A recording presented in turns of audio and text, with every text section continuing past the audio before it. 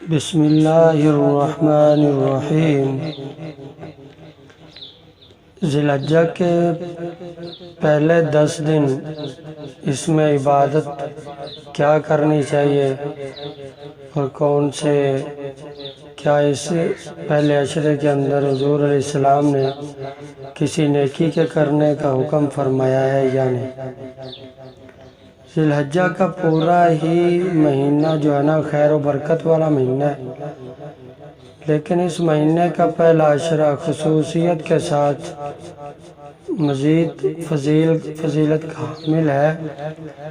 پہلی چیز جس کی قسم کھائی گئی ہے نا سورہ فجر کے اندر، والفجر ولیال عشر والشفع والوتر واللیل اذا یسر، تو فجر یعنی کہ صبح صادق کا وقت ہے، اور بعض حضرات نے اس سے خاص 10 ذی الحجہ کی صبح مراد لی ہے۔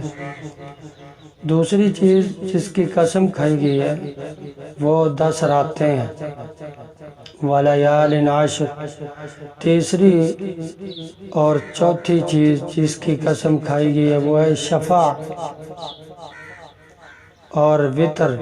شفع کے لغوی معنی جو ہے نا وہ جوڑے کے ہیں، جیسے جفت اور طاق ہوتا ہے نا، ایسے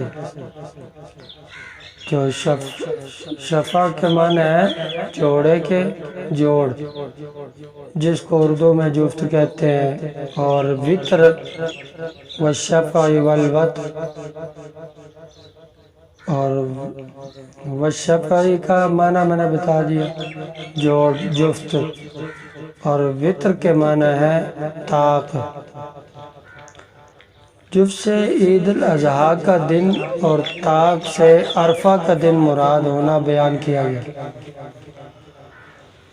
رسول اللہ صلی اللہ علیہ وسلم نے ارشاد فرمایا، قسم ہے فجر اور 10 راتوں کی، یعنی ذی الحجہ کی 10 راتوں کی، اور قسم ہے طاق کی یعنی عرفہ کی، اور قسم ہے جفت کی یعنی عید الاضحیٰ کے دن کی۔ آگے مستدرک کے حاکم میں روایت ہے جس کا مفہوم یہ ہے، رسول اللہ صلی اللہ علیہ وسلم نے ارشاد فرمایا، کوئی دن ایسا نہیں ہے جس میں نیک عمل اللہ تعالیٰ کے یہاں ان ذی الحجہ کے 10 دنوں کے نیک عمل سے زیادہ محبوب اور پسندیدہ ہو۔ صحابہ اکرام رضوان اللہ تعالیٰ علیہم اجمعین نے عرض کیا، اے اللہ کے رسول، کیا یہ اللہ کے راستے میں جہاد کرنے سے بھی بڑھ کر ہے؟ تو رسول اللہ صلی اللہ علیہ وسلم نے ارشاد فرمایا کہ اللہ کے راستے میں جہاد کرنے سے بھی بڑھ کر ہے، مگر وہ جو جان اور مال لے کر اللہ کے راستے میں نکلے، پھر ان میں سے کوئی چیز واپس نہ آئے، مطلب مال لے کر گیا وہ بھی اللہ کے ہاں قربان کر دیا، اور جان لے کر گیا وہ بھی قربان کر دی اور شہید ہو جائے، یہ ان دنوں کے نیک سارے اعمال سے بھی بڑھ کر ہے۔ اور یہ یاد رکھیں، حضور صلی اللہ علیہ وسلم ارشاد ایک اور طرف اشارہ فرما رہے کہ ذی الحجہ کے یہ جو دن ہے نا یہ قربانی کے دن ہے، اور اس بندے کے کیا کہنے کہ جو بندہ ان دنوں کے اندر بھی نکلے اور نکلنے کے بعد وہ اس طرح سے جہاد کرے کہ مال بھی قربان کر دے اور جان بھی اللہ کے راستے میں قربان کر دے۔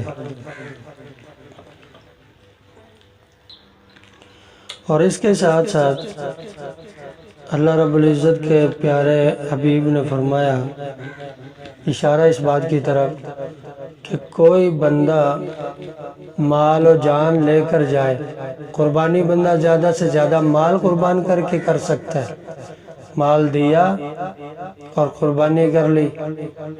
اب جو بندہ اس کے کیا کہنے ہیں کہ جو بندہ مال بھی لے کر جائے اور جان لے کر بھی جائے تو اللہ کے راستے میں کوئی چیز بھی واپس لے کر نہ آئے، مطلب جان بھی اللہ کے حوالے کر دے اور مال بھی۔ حضور نے فرمایا اس سے بڑھ کر کوئی نیک عمل نہیں۔ اگلی سنن ابو داؤد کی روایت ہے، حضور نے فرمایا کوئی دن بھی اللہ کے نزدیک زیادہ عظیم اور پسندیدہ نہیں ہے جن میں کوئی عمل کیا جائے ذی الحجہ کے 10 دنوں کے مقابلے میں۔ تو تم ان 10 دنوں میں تحلیل کرو، تکبیر کرو، تحمید کرو۔ حضور علیہ السلام نے فرمایا 3 باتوں کی طرف فرمایا، تحلیل کرو، تکبیر اور تحمید، اس کی کثرت کیا کرو۔ یہ آگے مسند احمد میں روایت ہے۔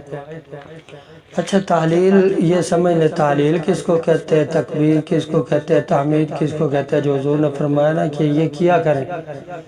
تحلیل سے مراد ہے لا الہ الا اللہ کی کثرت کیا کریں ان 10 دنوں میں، اور تکبیر سے مراد اللہ اکبر کی تسبیح وغیرہ، اس کا ذکر اللہ اکبر کے ساتھ یہ زیادہ کیا کریں، اور تحمید سے مراد الحمدللہ بھی ہے، سبحان اللہ بھی ہے، اور یہ اس طرح کے کلمات جس میں اللہ کی تعریف ہوتی ہو وہ تحمید کہلاتی ہے۔ تو ان کے ساتھ اللہ تعالیٰ کی توحید، بڑائی، حمد و ثنا اپنا ذکر و اذکار کے ذریعے کریں ان 10 دن۔ عید الاضحیٰ کے دن سے پہلے ذی الحجہ کے پہلے عشرہ میں حسب استطاعت نفلی روزے رکھنا مستحب ہے۔ جتنی طاقت ہو نفلی روزے رکھنا مستحب ہے، جبکہ 9 ذی الحجہ کے روزے کی خصوصیت کے ساتھ عظیم فضیلت ہے۔ 9 ذی الحجہ کے روزے کی خصوصیت بہت بڑی فضیلت ہے، اس کی ذکر، فکر، تسبیح، تلاوت، صدقہ اور نیک اعمال میں سے کچھ نہ کچھ اضافہ کرنا، گناہوں سے بچنا چاہیے۔ نفلی روزوں کا بھی جہاں تک ہو سکے اہتمام فرمائے۔ اللہ پاک مجھے آپ کو عمل کی توفیق نصیب فرمائے۔ السلام علیکم ورحمۃ اللہ وبرکاتہ۔